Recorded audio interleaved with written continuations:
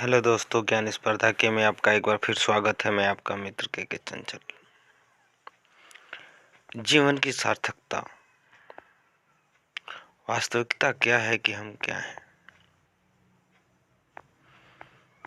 एक कोरे कागज की तरह हम पैदा होते हैं, चाहे वो किसी परिस्थिति में हो, किसी समय हो, दिन हो या रात हो। पर सच तो एक यह है कि हम एक माँ के गोद से पैदा हुआ एक इंसान है। दुनिया पैदा होने के बाद हमारी शुरू हो जाती है और ये दुनिया तब तक चलती है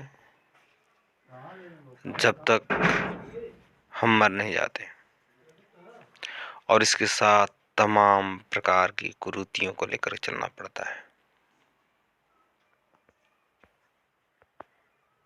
सबसे दयनीय स्थिति तब होती है जब हमारे साथ इस छुआछूत, जात, भेदभाव, धर्म को लेकर होता है।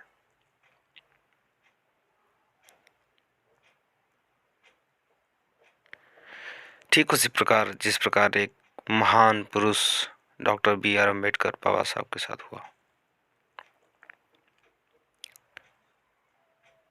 उनके साथ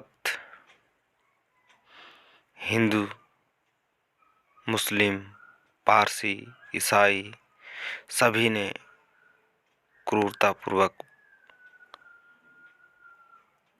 अत्याचार किया।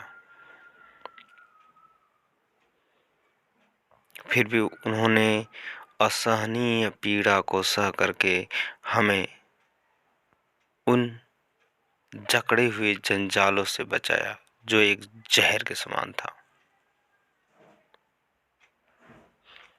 आज परिस्थितियाँ ये आ गई है कि हम इतने आज़ाद होते हुए भी अपने मानसिकता के आधार पर गुलाम बने हुए हैं। हमें कुछ करने की सूझती ही नहीं है। बैठे बैठे हम अपना दिन गुजार रहे हैं, किसी तरह आजीविका चल रही है, लेकिन ये आजीविका हमारे लिए कभी खतरा हो सकती है। हमें इसके लिए तैयार होना पड़ेगा ताकि हमारे समाज, हमारे कौम की और ज़्यादा से ज़्यादा जिंदगी बेहतर हो सके। ये दुनिया है, ये दुनिया में इंसानियत सबको समझ में आनी चाहिए। हम ऐसा करें। हमें कहीं भी जाना पड़ता है तो अभी भी अपने जाति धर्म को छुपाना पड़ता है। हम सबको मिलकर लड़ना चाहिए ताकि आने वाला हर एक समय ये जान सके कि यहाँ कोई रंग भेदभाव नहीं होना चाहिए। सभी को भगवान ने एक जैसा बनाकर भेजा है। समस्या ये नहीं है कि हम आपस में लड़ें, चाहे हिंदू हो, पारसी हो, सिख हो, ईसाई हो, मुसलमान हो। हमें इस बात पे विचार विमर्श करना चाहिए कि हम पहले इंसान हैं, उसके बाद हमें अलग अलग मजहबों में बांटा गया है।